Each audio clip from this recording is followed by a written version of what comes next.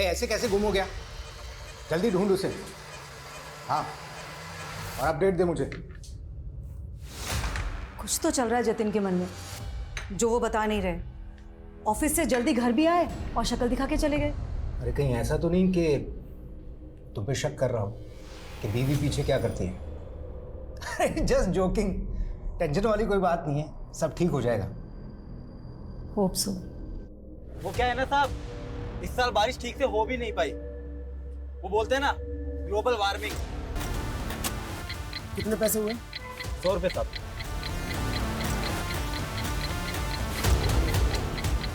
ये रखो। अरे साहब,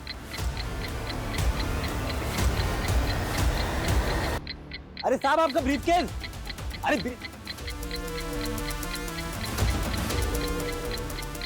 अरे साहब आपका ब्रीफकेस तो लेके जाओ। अरे साहब देख के कौन चल सके के? सॉरी।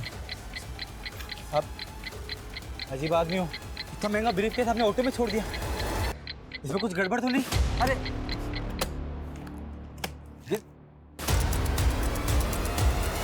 अजीब आदमी। कहीं ऐसा तो नहीं कि मन्ना ने आपको रिश्वत दी?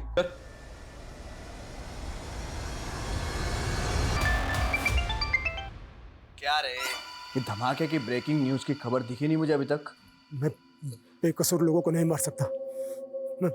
मैं क्या मैं कलानगर थाने के सामने खड़ा है तो बड़ा चौड़ा हो रहा है तू। सुबह से मेरा शूटर तेरा पीछा कर रहा है। अगर एक कदम और तूने आगे बढ़ाया तो तुझे गोली मार देगा, और तेरे मरने के बाद तेरी बीवी मेरी रखेल और बेटी धंधे वाली। और सुन, मेरा एक आदमी तेरे घर पे भी है। नहीं, उन्हें कुछ मत करना, तुम जो कहोगे मैं करूंगा। तो निकल वहां से अभी के अभी। और दोनों लोग खुलने के बाद जो 2 मिनट में धमाके वाली बात थी ना, वो कहानी थी, झूठी कहानी। टाइमर तो ऑलरेडी सेट कर रखा है मैंने। अब तो इसे खोल या मत खोल, धमाका तो होगा। अब कुछ देर है तेरे पास, कुछ देर। हेलो।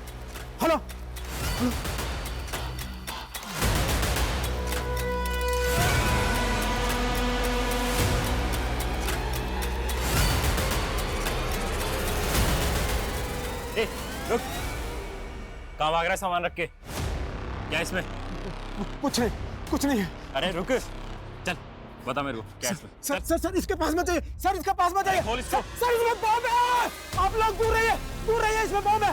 पीछे हट जाइए, ये किसी भी टाइम फट जाएगा। पीछे हट जाइए। अरे रुक, क्या तमाशा ये? सर प्लीज गोली मत चलाना। ये कभी भी फट जाएगा, इसमें बम है। क्या हो रहा है ये? सर आप दूर हटिए, इसमें बम है। पीछे हटो, सब पीछे हटो। कौन है तू? किसके लिए काम करता है? किसने भेजा तुझे यहाँ? सर मैं किसी के लिए काम नहीं करता। मेरा नाम जतिन शेखावत है, मैं एक बिजनेसमैन हूँ सर। सर मुझे फंसाया जा रहा है सर। कौन फंसा रहा है तुझे? देख, कोई भी कहानी बनाने की जरूरत नहीं है, तेरी बातों में नहीं फंसने वाले हम। ये बता, अब तक कितने ब्लास्ट किए तूने?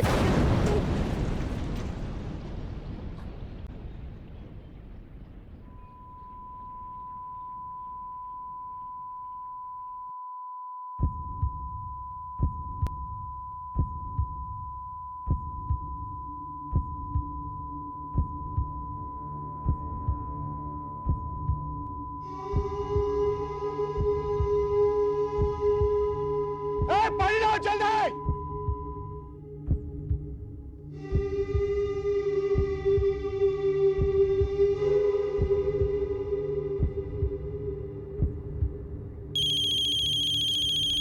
चीटिंग।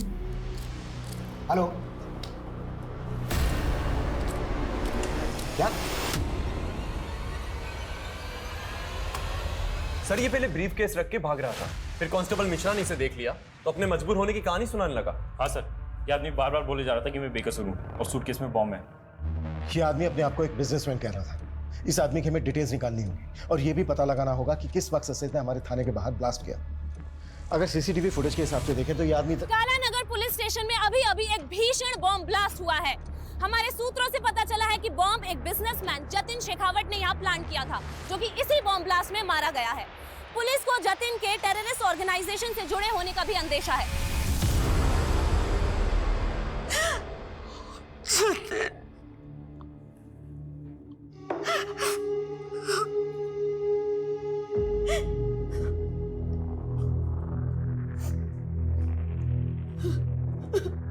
किस टेरर ग्रुप के लिए काम करता था तुम्हारा पति? सर क्या बोल रहे हैं आप?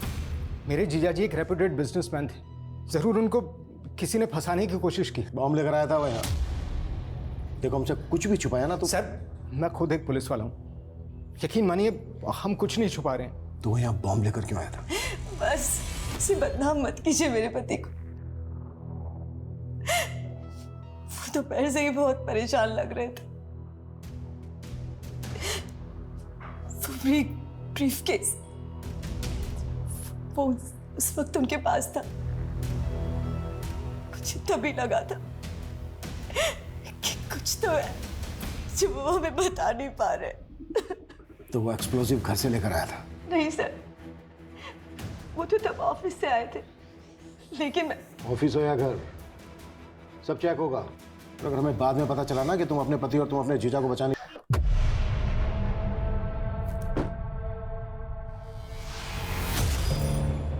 अबे तू कहाँ लेके आ गया मुझे यार? यार मेरा गैराज का काम बाकी बिना वर्दी के मेडल कैसे मिलता है बताता हूँ, देखते जा बस। जो मैं बोलूँ वो करते रहे। साहब आपका मुर्गा मन्ना यहाँ शक्ति बाजार के रॉयल केक शॉप में, आप आ जाओ जल्दी। क्या रे? पैसा लेने के लिए खुद आना पड़ेगा? मन्ना भाई अभी धंधा बंदा चल रहा है, तो थोड़ी सी बहुत हो तो ना। चल रहा है। अरे मन्ना चल रहा है। हाँ मन्ना भाई मुझे ये मैकेनिक चल बाहर खुल गई डिक्की, जल्दी आ, चल चल चल। हफ्ता टाइम पे देना वरना तेरी डिक्की किसने खोला है?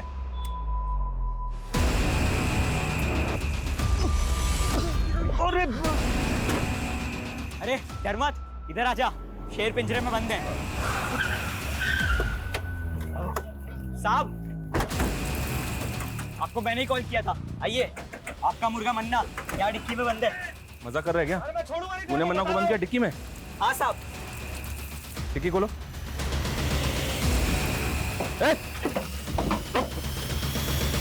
साले कितने तेरे को तो मैं देख लूंगा। गाड़ी में डालो से, चुपचाप बैठ। Good job. थैंक यू साहब। अब तो आप मानते ना कि मैं पुलिस वाला बन सकता हूँ? पुलिस वाले को तो पता नहीं, पर मेरा खबरी बन गया है तू। सच्ची? तो साहब आप जल्दी जल्दी बताओ अभी आगे क्या काम करना है, ताकि मैं खबरी से पुलिस वाला बन जाऊं। इसी तरह अच्छा काम करता रहे। तो जतिन सर का बहुत ही क्लीन इंपोर्ट और एक्सपोर्ट का बिजनेस है सर, वो गलत नहीं हो सकते सर। ये इंपोर्ट एक्सपोर्ट का बिजनेस तो सिर्फ दिखावा है। यहाँ और क्या क्या होता है हम सब पता लगा लेंगे। जाके फाइल चेक करो उधर। आप बेवजह शक कर रहे हैं साहब, मैं खुद यहाँ 5 साल से काम करता हूँ। आप जैसा सोच रहे हैं वैसा कुछ नहीं है। लेकिन सर जब सुबह जतिन सर अचानक से यहाँ से निकले तो मुझे भी थोड़ा सा अजीब लगा था। और सर फ़ोन पे किसी से तो झगड़ रहे थे, हो सकता है किसी ने फंसाया उनको। सर कौन फंसाएगा उसे? सब इतना तो आइडिया नहीं है सर, लेकिन सर वो जो लड़की थी निवेदिता, वो पहले यहीं काम किया करती थी और तकरीबन 6 महीने पहले उसने सुसाइड कर लिया था। उस सुसाइड से इस ब्लास्ट का क्या कनेक्शन है? सर सुसाइड करने के बाद निवेदिता का बॉयफ्रेंड यहाँ आया था, शकील। निवेदिता! छोड़ो मुझे! सर निवेदिता कहाँ है? छोड़ो मुझे! निवेदिता! छोड़ो मुझे! सर निवेदिता ने सुसाइड नहीं किया, बल्कि इस आदमी ने मारा!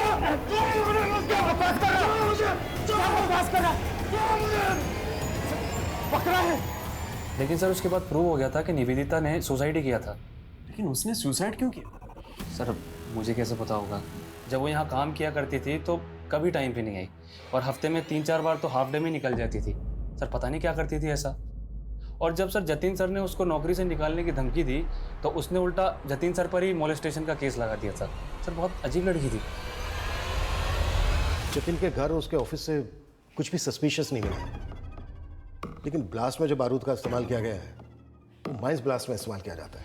पता करो उसके कॉन्ट्रैक्ट में कौन कौन ऐसे लोग थे जो इस तरह की बारूद का उसके लिए बंदोबस्त कर सकते। जी सर। सर हमें जतिन का फ़ोन मिला है। फोन तो पूरी तरह से डैमेज हो चुका है, लेकिन सर इसमें 2 सिम स्लॉट्स हैं। उनमें से एक स्लॉट में उसकी सिम है जो उसका बिजनेस नंबर था। हमने उसके CDR भी निकाले सर। लास्ट वाले दिन एक नंबर से लगातार उसे कॉल्स आ रहे थे सर। ऐसा लग रहा है जैसे कि कोई उसे इंस्ट्रक्शन दे रहा हो। अगर जतिन का इंटेंशन ब्लास्ट करने का होता तो अपना बिजनेस नंबर इस्तेमाल क्यों करता? बार बार कह रहा था कि उसको मजबूर किया जा रहा है, मजबूर किया जा रहा है। क्या जतिन वाकई में सच बोल रहा था? लेकिन सर कोई टेररिस्ट ग्रुप किसी अनजान आदमी से बॉम्ब प्लांट करवाए, ये पॉसिबल है? लेकिन हम टेरर एंगल को रूल आउट नहीं कर सकते। शायद जतिन का स्लीपर सेल की तरह इस्तेमाल किया गया हो। स्लीपर सेल वो क्या होता है सर? ये स्लीपर सेल एक तरह से उग्रवादी ही होते हैं जो आम लोगों के बीच में रहकर उग्रवादी गिरोह के लिए काम करते हैं। हमें पता चला है कि कमला नगर में एक ऐसा ही स्लीपर सेल पनप रहा है। कमला नगर? सर वहां पे तो मेरी झोपड़ी है। जानता हूँ, तभी तो ये काम तो मैं दे रहा हूँ। उसे ढूंढोगे? आप ऑर्डर दो, क्या करना है? सर आप ऐसे नाम जानकर किसी को भी उठा लोगे क्या? सर मैं मानता हूं कि मैंने उस जतिन को मारने की धमकी दी थी क्योंकि उसने मेरी गर्लफ्रेंड के साथ। लेकिन निवेदिता ने जो जतिन पर मोलेस्टेशन का चार्ज लगाया था वो साबित तो नहीं हुआ। हाँ सर, लेकिन निवेदिता के साथ शोषण जरूर हुआ था और उस जतिन की वजह से उसने पहले भी। निवेदिता क्या कर रही हो तुम? छोड़ो मुझे, मर जाना चाहती हूँ मैं। वो मुझे मोलेस्ट करता है और पुलिस वाले मुझे जलील करते हैं। कहते मैंने झूठा केस किया है। सब जतिन ने अपने पैसे और पावर के बल पे अपने आप को बचा लिया था और उसका साला भी तो पुलिस में है। ऐसा ही विनोद? हाँ जानते हैं उसको, वो देख रहा था ये केस। हाँ सर आपको नहीं लगता है कि उसने अपने जीजा को बचाया होगा? वो हम देख लें, लेकिन पहले तू ये बता, तेरे किसी भी आईडी में तेरे बाप का नाम नहीं है। आया कहाँ से तू? सर मैं अनाथ हूँ, कानपुर के एक अनाथालय में पला पड़ा। आप चाहे तो पता कर सकते हैं। और निवेदिता? हमें पता चला उसका अंतिम संस्कार भी तूने किया है। उसकी फैमिली? निवेदिता भी मेरी तरह अकेली और बेसहारा थी और इसी का फायदा उठाकर उस जतिन ने उसे अपना शिकार बनाया।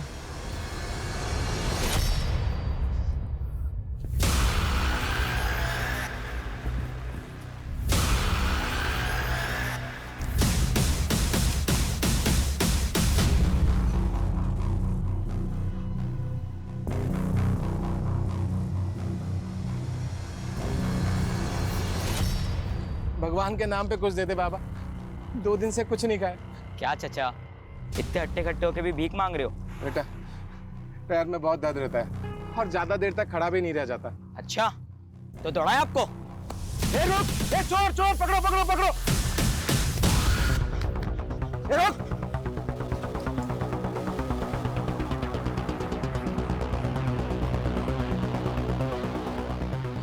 साहब आपका खबरी वो जमुना नगर के पास जो चौराहा है ना, वहां पे आ जाओ।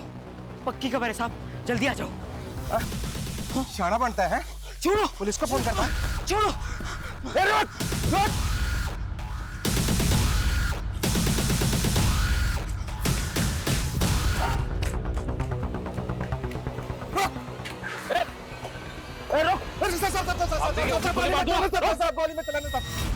ज्यादा चालक बनता है, जस्ता पे नजर रखता है। पकड़ो इसे। साहब ये आपका स्लीपर सेल, ये देखिए।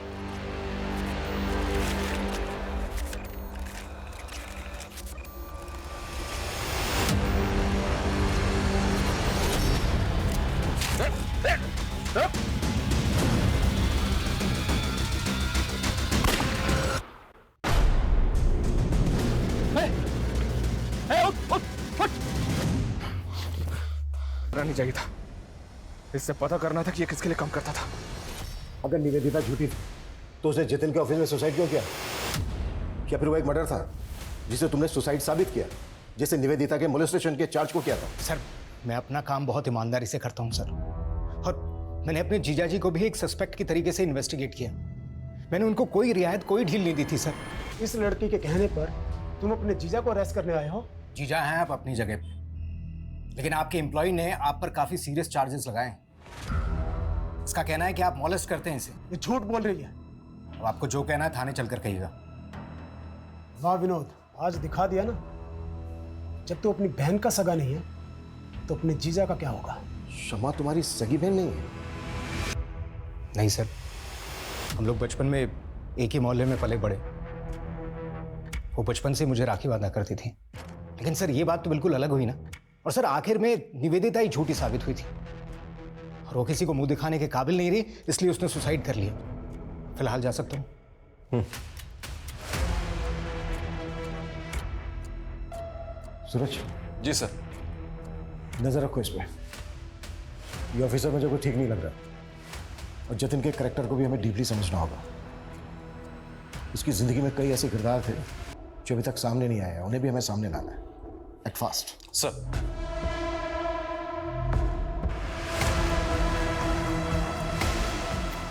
सुबह सुबह क्या मुंह लटका के बैठे हुए हैं आप, और दाढ़ी भी नहीं बनाई अभी तक। आइए पहले नाश्ता कर लीजिए, फिर। भूख नहीं है मुझे। बिना खाए कहाँ जा रहे हैं आप? जानू में जा रहा हूँ। सुनिए तो।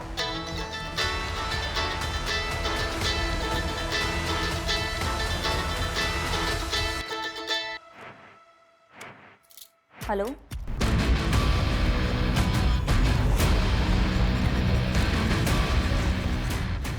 सर मैंने जतिन का बैंक अकाउंट चेक किया तो एक बात बड़ी अजीब लगी। एक लंबे समय से जतिन अपनी कंपनी का पैसा इस तरह के कई अकाउंट्स में भेज रहा है जो उसकी कंपनी से बिल्कुल भी कनेक्टेड नहीं है। हालांकि सारे ट्रांजैक्शन छोटे छोटे थे, लेकिन ओवर द टाइम ये अमाउंट बड़ा बन चुका था सर। और पहला ट्रांजैक्शन तब हुआ था जब जतिन पे मोलेस्टेशन के चार्जेस लगे हुए थे। किसका अकाउंट है? किसी शीतल देवी के नाम से अकाउंट है। उम्र लगभग 75 साल। 75 साल? हो सकता है इन बूढ़ी औरत के नाम से एक फेक अकाउंट खोला गया जिसमें जमा किया गया पैसा गलत एक्टिविटी में इस्तेमाल होता। सूरज एक काम करो, शीतल देवी के अकाउंट की डिटेल्स निकालो। सर निवेदिता और उसके बॉयफ्रेंड के बारे में एक इंपॉर्टेंट बात पता चली। क्या? सर ये दोनों 9 महीने पहले जबलपुर में थे और जबलपुर में निवेदिता पर कई लोगों को पिरामिड स्कीम में फंसा के पैसे गबन करने का इल्जाम है। तो क्या निवेदिता ने जतिन पर मोलेस्टेशन का झूठा चार्ज लगाया था? अगर ऐसा है तो निवेदिता के सुसाइड करने की असली वजह क्या होगी? अभी भी वक्त है, बोलते सच। सर बोलता था सर, मेरा इस पिरामिड स्कीम से कोई लेना देना नहीं है सर। मैं तो बल्कि सर निवेदिता का भी इससे कोई लेना देना नहीं था। उसे तो लगता था कि वो एक फाइनेंस कंपनी में काम कर रही है। और जब एक दिन वो अपने ऑफिस गई और वहाँ पर उसने ताला और अपने इर्द गिर्द गुस्साए लोगों को देखा तो सर उसे कुछ समझ नहीं आया। वो डर गई थी। जब तक उसे सब चीज़ समझ में आई तब तक बहुत देर हो गई थी सर। मौका दिया था मैंने तुझे सच बोलने का। सर मैंने सच बोला है सर। जब तक ये सच ना बोले ना तो साले को। अनंत, तुमने मुझे डरा दिया था। यहाँ क्यों सो रहे? खाना भी नहीं खाया तुमने?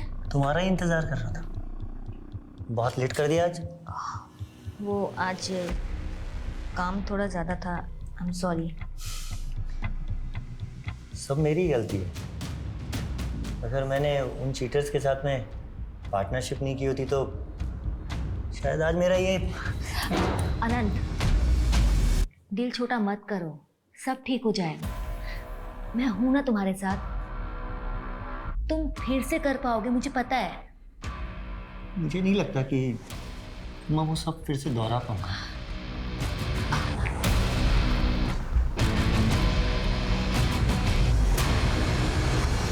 सर जतिन का जो फोन हमें मिला उसमें 2 सिम स्लॉट्स थे। एक स्लॉट में उसका करंट नंबर है और दूसरे में जो नंबर मिला उसके सीडीआर में हमें वंशिका नाम की लड़की का नंबर मिला सर।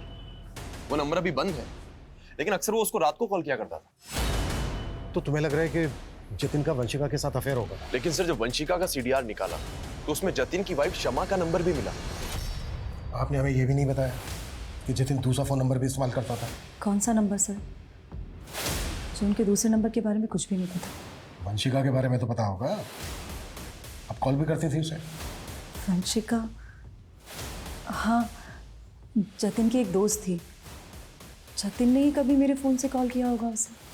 जतिन की मौत के बाद वंशिका मिलने आई आपसे? कॉल किया उसने आपको? तो फिर ऐसी कैसी दोस्ती थी?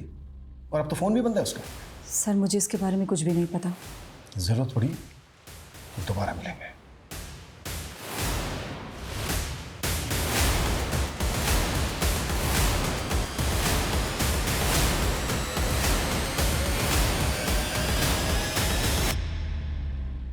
हाँ शमा। वो इंस्पेक्टर आया था, उसे वंशिका के बारे में पता चल गया। तू डर मत। खबर से पता चला कि आप लोग मुझे ढूंढ रहे हैं, इसलिए मैं यहाँ पे। आपने अचानक अपना घर बदल लिया, फोन नंबर भी बंद कर दिया, क्यों ऐसा? मैं वहां से जाना नहीं चाहती थी, मुझे मजबूर किया गया। किसने मजबूर किया? जतिन के साथ क्या रिश्ता था तुम्हारा? इतने कॉल्स क्यों होते थे तुम दोनों के बीच? सर, मैं जतिन को लाइक करने लगी थी, लेकिन वो मेरी मजबूरी का फायदा उठाकर मेरा शोषण कर रहा था। जतिन एक बॉम्ब ब्लास्ट में इन्वॉल्व था। इस गलतफहमी में मत रहना कि तुम्हारी कोई भी कहानी चल जाएगी। नहीं सर, मैं सच बोल रही हूँ सर, मैंने कुछ नहीं किया और इस बारे में मैं कुछ नहीं जानती।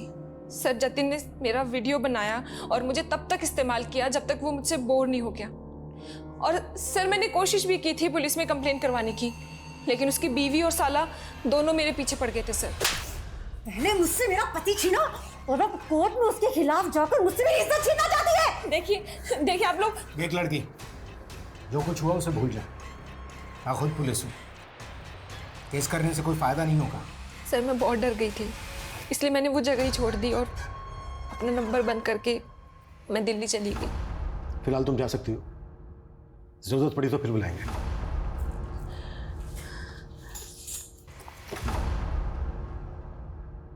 सूरज सर, इस लड़की पे नजर रखो और पता लगाओ कि इसकी कहानी में कितनी सच्चाई है। निवेदिता ने भी जतिन पर मोलेस्टेशन का चार्ज लगाया था। जतिन की कॉन्टैक्ट लिस्ट में जितनी भी लड़कियां हैं उन सबकी डिटेल निकालो। हो सकता है किसी ने रिवेंज लेने के लिए इस तरह से जतिन का बम ब्लास्ट में इस्तेमाल किया हो। एक बम धमाके की सनसनीखेज खबरें बटोरने वाला ये केस शुरुआत से ही एंटी सोशल एंगल से जोड़ा जा रहा था, लेकिन पुलिस जांच का दायरा ऐसा था मानो ये कोई सामान्य हत्या का केस हो। तो क्या पुलिस को एंटी सोशल एंगल में वाकई कुछ नहीं मिल रहा था, या पुलिस से कोई चूक हो रही थी? निवेदिता की रहस्यमय मौत, वंशिका और जतिन का रिश्ता, जतिन की पत्नी शमा और जतिन के साले विनोद की इस केस में भूमिका कई तरह से इस केस को उलझा रहे थे। ये शीतल देवी कौन थी जिसके बैंक अकाउंट में जतिन पैसे ट्रांसफर कर रहा था, और राशिका का इस केस से कोई वास्ता था?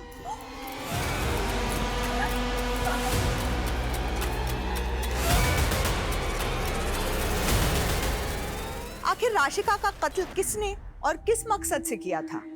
इस केस के कई और भी राज थे जो अभी तक बेपर्दा होने बाकी थे। हौसला रखो उस्मान, हम भले ही केस हार गए लेकिन तुम हिम्मत मत हारो। क्या बक रहा है तू? आप टेंशन मत लो, आप ना चुनाव की तैयारी करो, हमें ना आपका पत्ता साफ नहीं होने देंगे। आप मेरे जीजा के कातिल को तो पकड़ नहीं पा रहे, उल्टा आप हमें परेशान कर रहे हैं। मैं जतिन के कातिलों से ही तो बात कर रहा हूँ, ऐसा ही विनोद। तू और तेरी ये बहन कुछ भी बोल रहे हैं आप। जतिन का असली चरित्र हमारे सामने आ गया है। जतिन लड़कियों को अपनी हवस का शिकार बनाता। निवेदिता, वंशिका, गीता, स्वीटी, बहुत लंबी लिस्ट है। वो लड़कियों के साथ खिलवाड़ करता और तू बचाता उसको, और उसकी आदतों से बाद में तुम दोनों इतना तंग आ गए कि तुम लोगों ने सोचा कि उसी को हटा देते हैं रास्ते से। क्या कहना चाहते हैं आप कि हमने फोर्स किया उन्हें बॉम्ब रखने के लिए? पर वंशिका को पुलिस कंप्लेंट फाइल ना करने के लिए तो फोर्स किया था ना तुम दोनों ने। देखिए सर, मैं मानती हूँ कि मेरे पति रंगीन मिजाज के थे, पर सर इन सब बातों को बॉम्ब ब्लास्ट से जोड़कर आप बहुत बड़ी भूल कर रहे हैं। हम क्या कर रहे हैं ये हम अच्छी तरह से जानते हैं। तुम दोनों ये बताओ, शीतल देवी कौन है? कौन? शीतल देवी। हम नहीं जानते किसी शीतल देवी को। देखिए सुल्तान भाई, आपके लिए और पार्टी के लिए बहुत काम किया है मैंने। अब पार्टी ने फैसला करके आपको एमपी की दौड़ के लिए लगा दिया और यहाँ एमएलए का टिकट मनोज भाई को दे दिया। मनोज भाई ने आपकी सारी मेहनत पे पानी फेर दी, सब मेहनत खराब कर दी। अगर ये एमएलए का टिकट मुझे मिल जाता ना तो बस। तो अब तू भी नेता बनना चाहता है? सुल्तान भाई क्यों नहीं बन सकता मैं? पार्टी के लिए और आपके लिए बहुत काम किया है मैंने। अब देखिए, अगर मनोज भाई ने इस सीट से चुनाव लड़ा ना तो पक्का 100% पार्टी की हार होगी। आप कोई ना कोई जुगाड़ करके ये टिकट मुझे दिला दो ना। ये सब इतना आसान नहीं है कौशिक। पार्टी के टिकट भी पैसे में बिकते हैं। 6 करोड़ का भाव है एमएलए के टिकट का। औकात है तेरी 6 करोड़ देने की? चाहता था और इस पूरे कांड में एक पुलिस वाला उसे घुमा रहा था। मुझे शक है कि इस पुलिस वाले की बात कर रहे हैं आप? ऐसा ही मंगल। तुम उस्मान मर्डर केस में एक फेलो ऑफिसर पे शक कर रहे हो? सर शक करने की वजह और भी बड़ी है। हो सकता है कि एसआई मंगल का जतिन के केस से भी कोई कनेक्शन हो। व्हाट? जी सर, निवेदिता का एसआई मंगल के साथ में कनेक्शन था।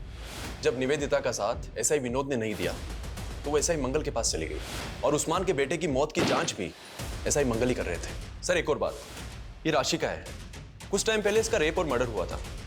मर्डर के पहले ये और इसका पति एसआई मंगल के पास गए थे किसी सिद्धार्थ कनन नाम के आदमी के खिलाफ धोखाधड़ी का मामला दर्ज करवाने। लेकिन इस राशिका का इस सबसे क्या कनेक्शन है? सर इस राशिका के ऊपर एमएलए मनोज ने हनी ट्रैप का मामला भी दर्ज कराया था और सर इसके बाद राशिका का रेप और मर्डर भी हो गया था और सर इस केस की इन्वेस्टिगेशन एसआई मंगल ही कर रहा था। सर मुझे तो ये भी लगता है जतिन का मर्डर जिस टेररिस्ट ग्रुप ने किया था कहीं ना कहीं एसआई मंगल का उनसे हाथ मिला हुआ था। लेकिन सबसे पहले हमें एसआई मंगल के खिलाफ सबूत इकट्ठा करने होंगे, लेकिन ध्यान से और संभल कर। एसआई मंगल को इस बात की भनक तक नहीं लगनी चाहिए कि हम इस केस को इन्वेस्टिगेट कर रहे हैं। सर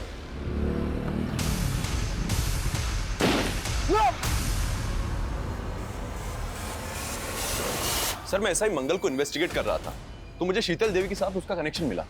एसआई मंगल का शीतल देवी के साथ कनेक्शन? जी सर, एसआई मंगल के साथ में एक अनुज नाम का कांस्टेबल काम किया करता था।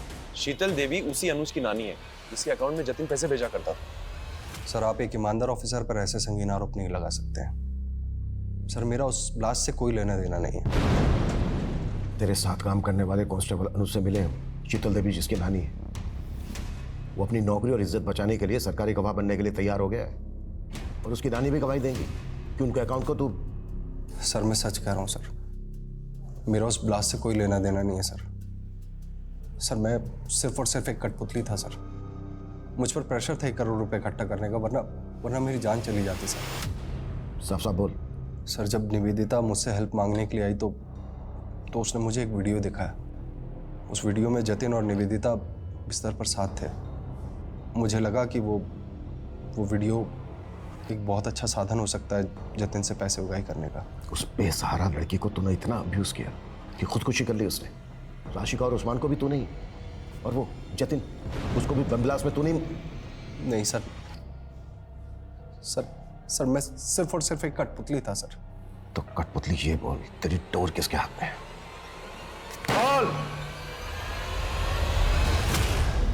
पिताजी आप भी कैसी बातें करते हैं? आपका हुक्म मैं कैसे टाल सकता हूँ? अरे आप जिसको बोलेंगे मैं उसको अंदर डाल दूंगा। लीजिए आपकी चाय आ गई। लीजिए चाय पीजिए, जाओ। देखिए ऐसी कोई बात नहीं है, आप बिल्कुल बेफिक्र रहिए, आप चाय का आनंद लीजिए। प्रताप सर तो पुलिस है, तो ये अंदर कौन उनकी कुर्सी पे? वो नेताजी हैं। नेता पुलिस से बड़े होते हैं, पुलिस इनके इर्द गिर्द घूमती है। अच्छा, फिर तो मुझे पुलिस नहीं नेता बनना है। हमारे विधानसभा क्षेत्र में इतना प्रचार प्रसार करो कि सभी के जुबान पर सिर्फ हमारा नाम होना चाहिए। कौशिक भैया जिंदाबाद! कौशिक भैया जिंदाबाद!